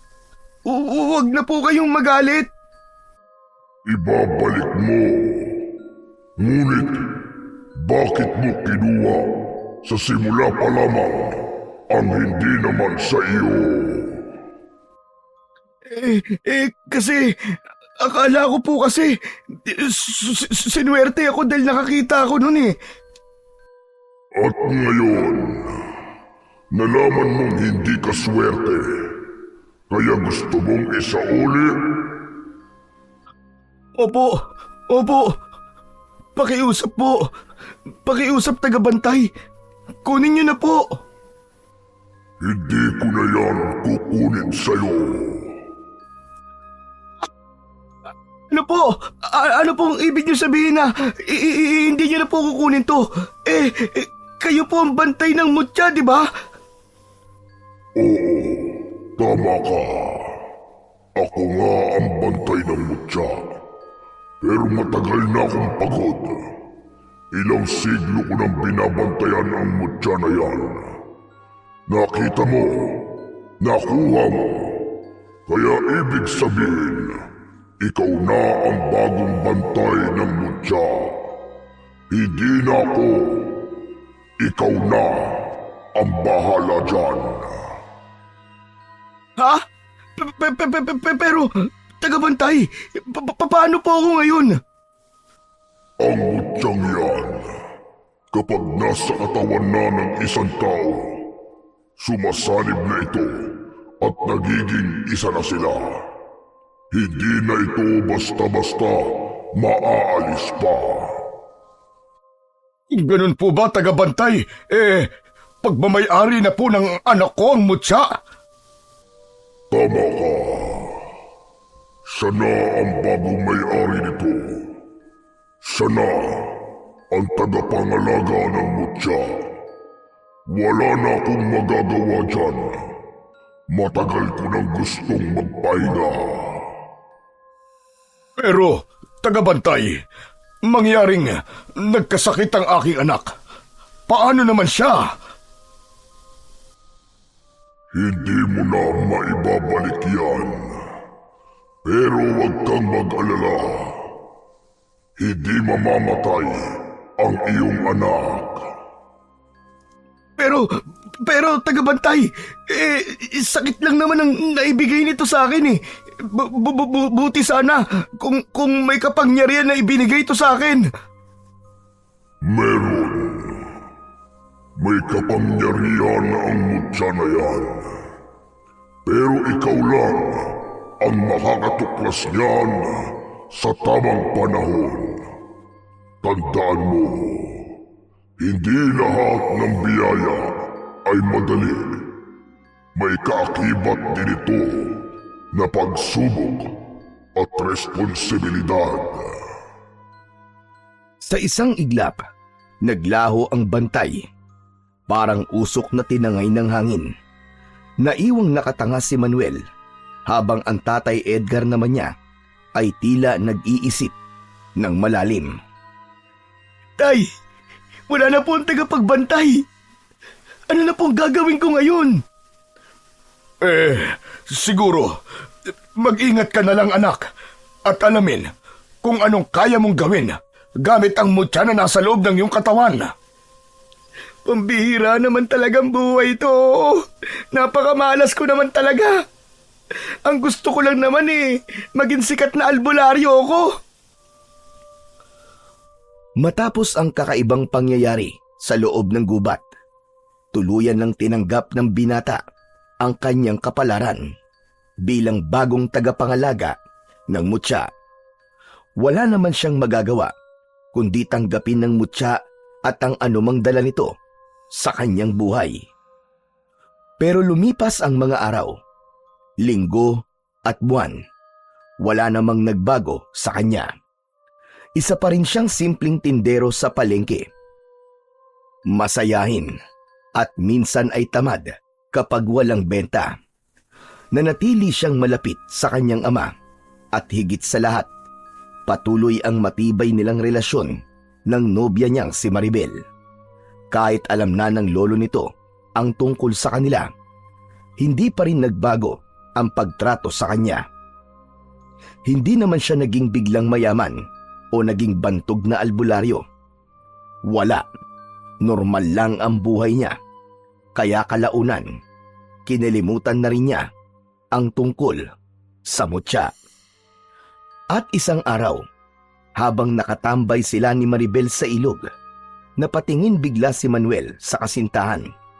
Nakangiti ito, abala sa pag-uusap tungkol sa kung ano-ano. Hindi niya mapigilang mapangiti rin. Habang magkasama sila sa araw na yon, noon niya napansin na tila mas lalong gumaganda ang babae sa loob ng halos 1 taon nilang relasyon. Lalong kuminis ang balat nito, pumuti at parang nagniningning kapag nasisinagan ng araw. Agad namang napansin ni Maribel ang titig niya na yon at natatawang tinampal siya sa braso. Grabe ka naman. Baka naman matunaw ako niyan. May gusto ka bang sabihin sa akin, mahal? Ha? Hindi. Wala lang. Kasi, ang ganda-ganda mo eh. Di ka nakakasawang titigan. Ayan na naman siya. Nambobola na naman. Maski di naman ako bola. Hindi ako nambobola, Maribel. Totoo naman talaga yung sinasabi ko eh. Ang ganda-ganda mo talaga. Siya nga pala, mahal. May gusto sana akong sabihin sa'yo eh. Maribel, mahal. Gusto mo na bang magpakasal na? Ha? Sabi ko, baka gusto mong magpakasal na tayo. Ano? Seryoso ka ba, Manuel? Abay, oo naman. Sa tingin mo ba, nagbibiro lang ako? Pero, sigurado ka ba talaga? Oo nga, sabi. Maribel, mahal na mahal kita. Ang totoo niyan eh, matagal na kitang gustong pakasalan eh. Kaya lang, gusto ko munang patunayan sa sarili ko na kaya na kitang buhayin. Ngayon, sa palagay ko, kayang-kaya ko na. Ang totoo niyan, Manuel. Matagal ko na rin gustong itanong sa'yo kung kailan mo ko tatanungin yan. Aba, kung ganun, gusto mo pala? Oo naman. Ikaw lang naman itong ang bagal-bagal kumilos eh. Pareho silang tumawa. Walang romantic na setup. Walang malaking sorpresa. At walang magarbong singsing. Pero dama nila ang sinseridad sa isa't isa. Hindi na nila pinatagal pa. Kinabukasan, nagpunta sila kay Lolo Ben, ang lolo ni Maribel, upang ipaalam ang kanilang desisyon. Abay, kayong bahala. Kung gusto nyo magpakasal, abay malalaki na kayo. Talaga po, Lolo Ben, hindi po kay tutol. Abay oo naman, bakit pa ba ako tututol? Basta, ipangako mo sa akin na kahit na kailan ay wag na wag mong paiiyakin ang apo ko. Abay lagot ka, ibang magalit yan. Nangangain ng tao yan. Lolo naman eh, nagagawa niya pa po magbiro eh. Pero Lo, seryoso po. Salamat po Lo ha. Salamat po sa basbas nyo. O sige, ipinagkakatiwala ko na sa'yo ang aking apo. Masaya at puno ng emosyon ang gabing yon nang umuwi si Manuel sa kanilang bahay. Agad niyang sinabi ang magandang balita na yon sa kanyang ama. Abay, matagal ko na rin hinihintay yan anak. Alam mo naman 'di ba na matagal ko nang gustong magkaroon ng apo. At hindi lang apo, ang gusto ko maraming mga apo. Abatay, hindi pa nga po kami kasal eh. Ano po bang iniisip nyo? Pambihira naman kayo. Siyempre, isa pa. Gusto ko rin makita kung may epekto yang mutya sa magiging anak mo. Hoy tay, huwag ka nga magbiro ng ganyan. Ikaw naman oh. Pareho silang nagtawanan. Alam nilang panibagong yugto ng buhay ang haharapin ni Manuel bilang asawa at kalaunan bilang ama. Ngunit sa likod ng kasiyahang ito, may isang bagay pa rin siyang hindi alam. Ang kapangyarihang taglay ng mutya na nasa loob ng kanyang katawan. At kailanman, hindi niya inakalang malapit na itong magpakita. Noong ikinasal sina Manuel at Maribel, mas lalo silang naging masaya bilang mag-asawa. Pagkalipas ng isang buwan, nalaman nilang buntis si Maribel.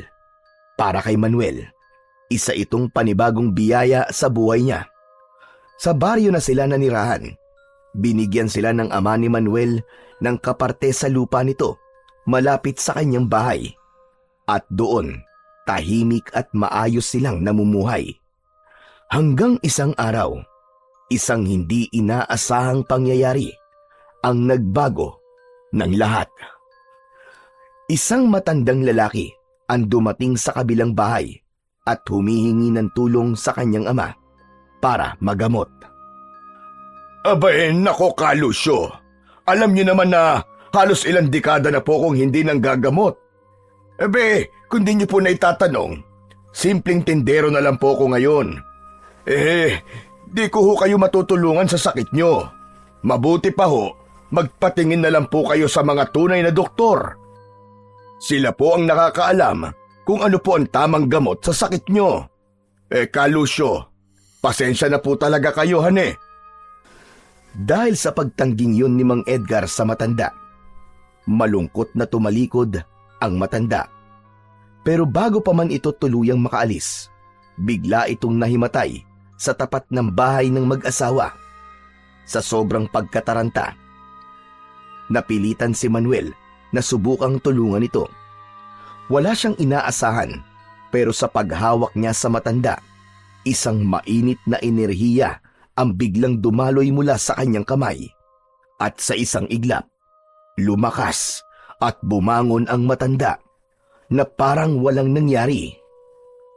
Mabilis na kumalat ang balitang yun sa buong baryo.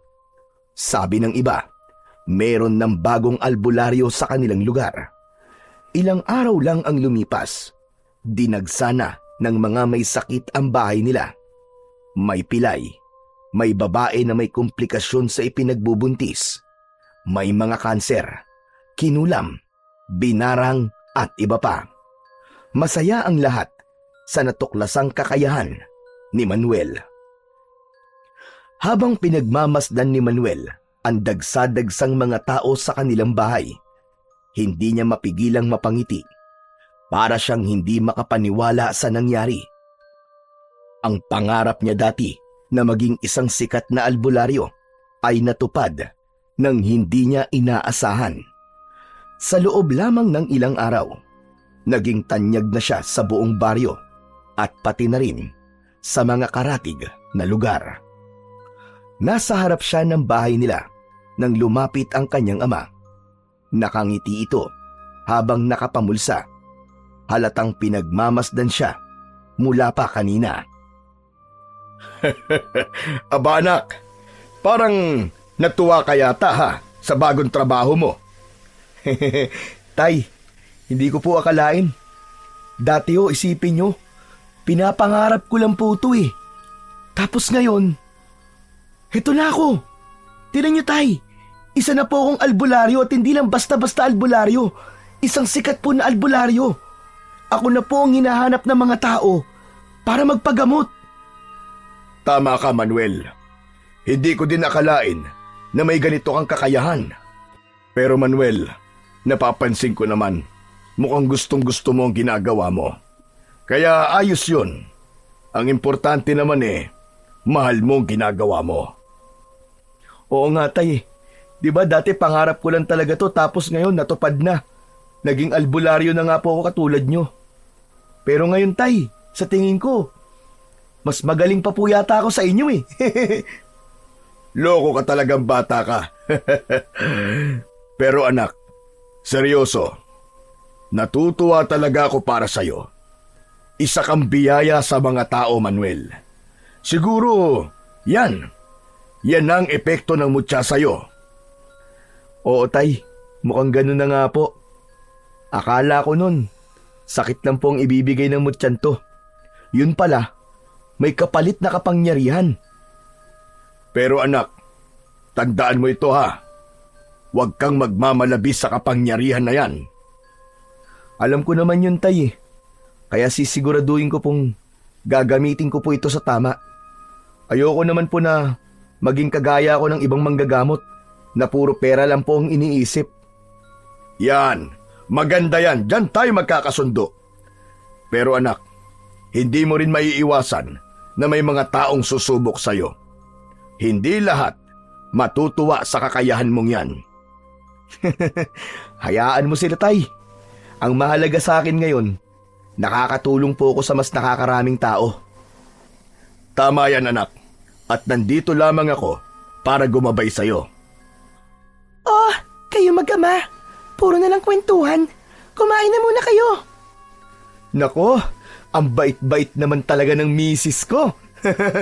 Salamat sa pagkain, mahal ha. Pero maya-maya na yan. Marami pa kasi akong pasyente. Mahal, baka naman napapagod ka na dyan sa ginagawa mo. Baka ikaw naman na magkasakit. Sige ka. Huwag ka mag-alala, mahal. Malakas ako at magaling na albularyo. Alam ko naman yun, mahal. Pero kahit albularyo, nagugutom at napapagod din. Tama ang asawa mo, Manuel. Palagi mong pakinggan ang asawa mo. Hay, pinagtulungan na nga. Sige na nga, kakain na muna ako. Pero pagkatapos, babalik agad ako sa panggagamot. Habang kumakain sila, ay patuloy sa pagdagsa ang mga taong may sakit. Sa isip ni Manuel, ito na nga ang kanyang bagong buhay, ang pagiging albularyo na kayang magpagaling ng kahit na anong sakit. Nag-uumapaw ang kasiyahang nararamdaman niya simula ng araw na yon at sa mga susunod pa. Lumipas ang maraming araw at buwan at lalo pang sumikat si Manuel bilang isang magaling na albularyo. Halos hindi na mabilang ang mga taong pumupunta sa kanya para magpagamot. Sa dami ng kanyang ginagamot, halos wala na siyang pahinga. Minsan, hindi niya namamalayan na umaga na pala at may mga pasyente pa ring nakapila sa labas ng kanilang bahay. Dahil sa kanyang pagiging abala, hindi niya napansin na unti-unting nagbago ang pakikitungo ng kanyang asawa. Hindi niya napansin ang lungkot sa mga mata ni Maribel tuwing nag-uusap sila.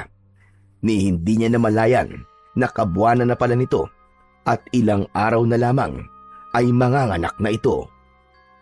Sa kabila ng lahat, hindi naman nagrereklamo si Maribel. Mahal na mahal niya talaga si Manuel, kaya't pilit niyang inuunawa ang sitwasyon ng kanyang asawa. Ngunit sa loob-loob niya, may kirot.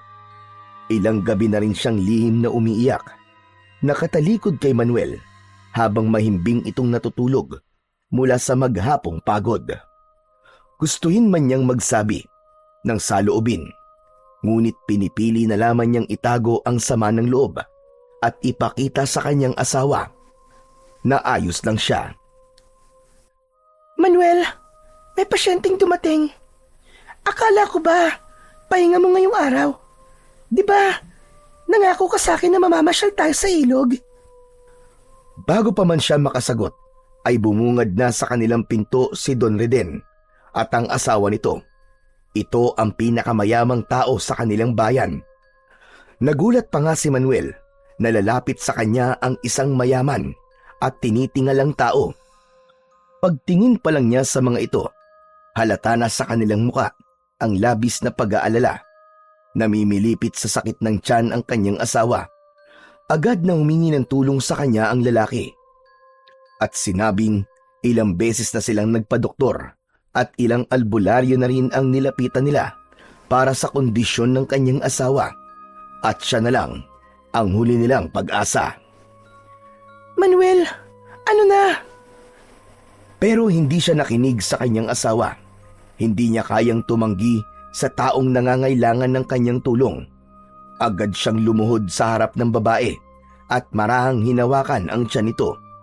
Wala siyang tiyak na alam sa pagpapagaling sa ganitong sitwasyon, pero parang may gumagabay sa kanyang mga kilos. Pagkatapos niyang masuri ang kalagayan nito, kumuha siya ng mainit na tubig at sinuob ang babae. Dinikdik niya ang luya, hinaluan ng konting asin at pinainom ito sa babae. Matapos niya itong dasalan, isang dasal na tila kusa na lamang pumapasok sa kanyang isipan. Ilang sandali pa, unti-unti nang bumalik ang kulay sa mukha ng babae. Ang dating pagdaing nito ay napalitan ng malalim na paghinga at sa isang iglap, huminto ang pagsakit ng tiyan nito. Labis-labis ang pasasalamat ng Don at inalok siya ng malaking halaga bilang pasasalamat. Pero hindi yun kinuha ni Manuel, maski ilang beses pa siyang pilitin ng Don. Pagkaalis ng mag-asawa, dun lang niya napansin na nakabihis na ng pambahay ang kanyang asawa. Manuel, bakit hindi mo tinanggap ang pera? Alam mo namang kailangan natin yun, di ba? Lalo na ngayon na malapit na akong manganak. Maribel, mahal, hindi ako gumagamot para sa pera. Hindi ko kayang singilin ng taong lumalapit sa akin para magpagamot. Alam mo naman yun, di ba? Pero kung sana nga binibigay sa'yo eh. Sa kabarya lang yun sa kanya. Sana tinanggap mo na. Para may pambili man lang tayo ng gamit o paro ng anak mo. Saka kung palaging ganito, paano naman tayo niyan? Paano ang kinabukasan natin? Mahal, ginagawa ko lang naman kung anong alam kong tama. Hindi ako nag-albularyo para magpayaman. Ginagawa mo ang tama? Para kanino? Para sa kanila? Paano naman kami ng anak mo? Hindi mo ba naisip na nangangailangan din ako ng atensyon mo, Manuel? Hindi lang sila ang umaasa sa'yo. Maribel naman, akala ko naman naiintindihan mong ginagawa ko. Ba't nanunumbat ka bigla? Bakit pinababayaan ba kita? Talaga? Alam mo ba kung anong petsa na? Alam mo bang kabuanan ko na? Alam mo bang gabi-gabi akong umiiyak sa tabi mo? Dahil pakiramdam ko, wala na akong halaga sa'yo. Maribel, hindi mo naiintindihan eh. Ikaw ang di nakakaintindi, Manuel. Para kang bulag sa lahat ng bagay, maliban sa panggagamot mo. Para sa'yo, parang wala na akong saysay. Maribel, hindi naman sa ganun. Ganun na nga yun eh. At alam mo kung anong mas masakit? Wala kang balak baguhin yan. Sandali lang, nakikiusap naman ako sa'yo. Huwag mo naman akong pigilan sa ginagawa ko. Huwag ka na magalit, mahal. Akala ko naman suportado mo ako. Akala ko din, Manuel. Akala ko din. Hindi. Kasi masakit pala na palagi nilang sila ang inuuna mo. Na sila palagi ang pinipili mo. Natahimik si Manuel. Wala na siyang maisagot sa kanyang asawa sa pagkakataong yon. Napayuko na lamang siya. Pinili na lang niyang wag na itong patulan sa pagmamaktol. Yumuko ang lalaki. Alam mo, Manuel, pagod na ako. Kung hindi mo kayang piliin ang pamilya mo, ako na lang ang pipili para sa sarili ko. Agad na binitbit ni Maribel ang ilang piraso ng gamit at nagsimulang lumabas ng pinto. Mahal! Maribel! Saan ka pupunta? Doon muna ako kay Lolo, Manuel. Puntahan mo na lang ako doon pag malinaw na ang isip mo. Nang araw ding yon, di na siya nakasunod sa kanyang asawa dahil nagsidatingan na naman ang marami pa niyang mga pasyente. Halos hating gabi na nang matapos sila. Nang mapansin ng kanyang ama ang lungkot sa kanyang muka, lumapit ito at tinapik siya sa kanyang balikat. O ano, Manuel? Naniwala ka na? Di ba sabi ko naman sa'yo noon, palagi kang makikinig sa asawa mo. Hindi ang mga tao ang pinakamalaking responsibilidad mo, anak. Alam mo kung ano? Ang sarili mong pamilya. Abay, buntis ang asawa mo ah. Natural na ngangailangan yun ng atensyon mo. Oras mo ang kailangan ni Maribel, anak. Bago mahuli ang lahat, sana'y maayos nyo to. Alang-alang sa magiging anak nyo. Oo nga, tay. Tama naman po kayo. Pero paano ko po gagawin yun, tay? Paano ko po tatanggihan ang mga taong nangangailangan ng tulong? Yung iba po sa akin lang po umaasa. Pero anak, sa'yo lang din umaasa si Maribel. Ano bang gusto niyong gawin ko, tay? Gusto niyo po bang ihinto ko na rin to? Tulad po ng ginawa niyo nun. Hindi ko sinabing itigil mo. Pero dapat, yung limitasyon, alam mo. Paano kung may mamatay kasi tinanggihan ko? Kaya po ba yun ang konsensya ko? Anak, hindi mo responsibilidad ang buong mundo. Kahit gaano mo gustong tulungan ang lahat, hindi mo magagawa yan nang hindi nagsasakripisyo ng ibang bagay. At sa pagkakataong ito, ang nasasakripisyo mo ay ang sarili mong pamilya. Tay, gusto ko pong ayusin to. Gusto ko pong bumawi kay Maribel. Pero hindi ko po alam kung paano eh. Wala nang ibang paraan, anak. Puntahan mo kagad siya bukas. Kinabukasan, maaga pa lang, ay gumayak na si Manuel para sunduin at makipag-ayos sa kanyang asawa.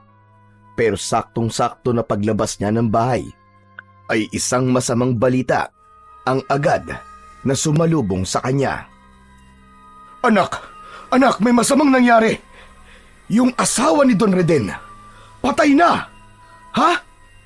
Teka, anong nangyari? Ang sabi, sinalakay daw ng isang manananggal kagabi. Ano? Manananggal? Paano nangyari yun? Maayos naman silang umalis dito kahapon ah. Totoo daw yun, anak. Nakita mismo ni Don Reden kung paano pinatay ng aswang na yun ang kanyang asawa. Ano? Sigurado ba siya, tay?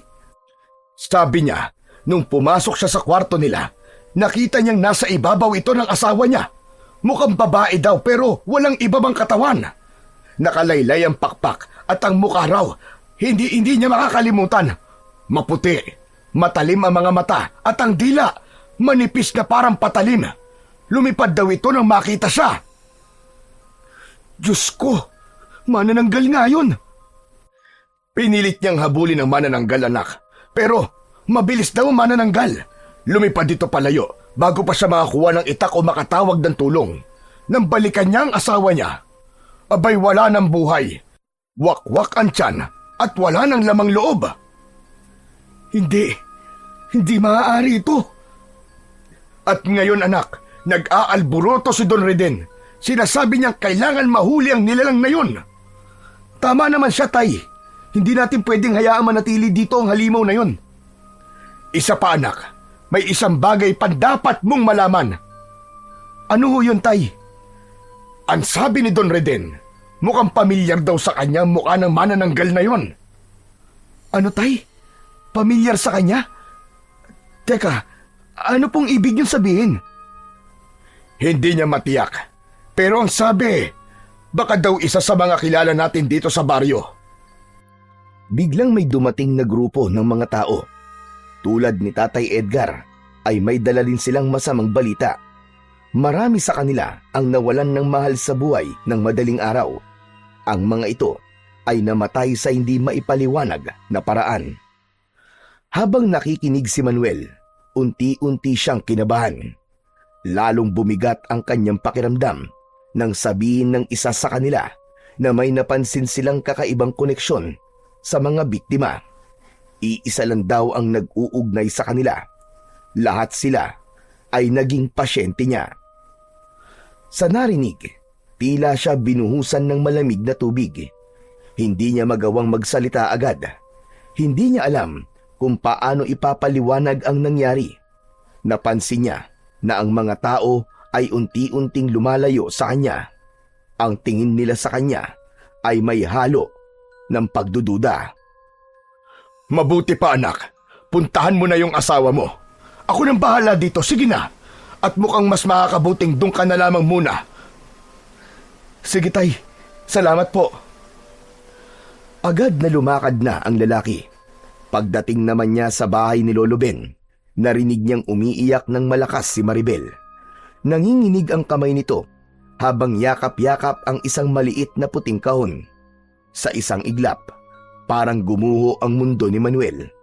Hindi na niya kailangan magtanong. Alam na niya. Dahan-dahan siyang lumapit. Pero bago pa man siya makapagsalita, inunahan na siya ng matanda. Wala kang karapatang lumapit, Manuel! Wala! Kasalanan mo ito! Lolo, hindi ko po alam, Lolo. Hindi ko po alam na mangyayari to. Hindi mo alam! Hindi mo alam!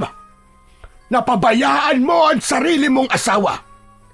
Sinasamba ka ng mga tao sa baryo, pero ang mismong pamilya mo, hindi mo na nabigyan ng halaga. Ngayon, tignan mo ang ginawa mo! Tumalikod si Maribel. Yakap pa rin ang kahon. Tahimik siyang umiiyak. Wala nang lakas para makisali sa gulo. Ni hindi siya nilingon ng asawa, kaya lalong nadurog ang kanyang puso. Mahal, umalis ka na! Umalis ka na rito, Manuel! Bago ko pa makalimutan na naging manugang kita! Gusto niyang lumaban, magpaliwanag, pero alam niyang wala nang silbi ang anumang sasabihin niya sa oras na yon. Wala na siyang nagawa, kundi ang tumalikod. Masamang-masama ang kanyang pakiramdam sa pagkawala ng kanyang anak. Parang dinurog ng gusto ang kanyang puso. Naglakad siya ng walang patutunguhan hanggang sa pagtingin niya sa paligid. Nakita niya ang sagingan, ang lugar kung saan niya nakuha ang mutya. Doon tila parang sumabog ang kanyang galit. Nilapitan niya ang mga puno at tinibag ang mga yon. Doon niya lahat binuhos ang sakit at ang puot na kanyang nararamdaman. Bakit? Bakit ko pa kinuha ang mutya? Kung alam ko lang na ganito magiging kapalit! Sinuntok niya ang lupa, paulit-ulit, hanggang sa maramdaman niyang dumugo na ang kanyang kamao. Wala siyang ibang sinisisi, kundi ang sarili niya. Ang kanyang kagustuhan na makatulong, ang pagnanais na maging isang dakilang manggagamot. Iyon mismo ang naging dahilan ng lahat ng trahedya sa buhay niya. Maghapon siyang nanatili sa gubat, nakatulala at walang ganong kumilos. Nang sumapit ang gabi, napagdesisyonan niyang bumalik kay Maribel. Kailangan nilang mag-usap. Kailangan niyang itama ang lahat. Kahit pagalit ito sa kanya, kahit pa hindi siya matanggap, hindi siya pwedeng sumuko. Habang naglalakad siya sa madilim na daan pauwi, biglang may pagaspas ng hangin ang dumaan at paikot-ikot sa kanyang itaas. Napahinto siya at tumingala, at doon niya nakita nakalutang ang manananggal. Hindi naman nagdalawang isip si Manuel. Mabilis siyang kumilos. Dinukot ang isang bote ng langis na laging dala niya at ipinahid ito sa kanyang kamay. Naghanap siya ng anumang maaaring ipanlaban sa aswang. Sa kanyang pagmamadali, napansin niya ang isang sanga na sakto namang matulis ang pagkakaputol. Isang perpektong sandata laban sa halimaw. Biglang sumugod ang manananggal. Napaatras si Manuel at sa huling saglit, naiwasan niya ang matalim na kuko na muntik nang humiwa sa kanyang leeg. Ngunit hindi pa ito tapos. Muli itong sumugod. Mas mabilis, mas mabangis. Sa gitna ng labanan nilang dalawa, dumating naman bigla si Lolo Ben. Tama na! Itigil mo yan, Manuel! Alam ko kung sino yan! Ano, Lolo Ben? Sino siya? Sino ang halimaw na yan? Si Maribel, Manuel! Ang iyong asawa! Ha? Hindi! Hindi maaari ito! Hindi niya ginustong maging isang manananggal. Sa loob ng maraming taon, nagawa niyang pigilan ng sarili na pumatay ng tao. Hindi niya hinayaan ng sumpang bumalot sa kanya.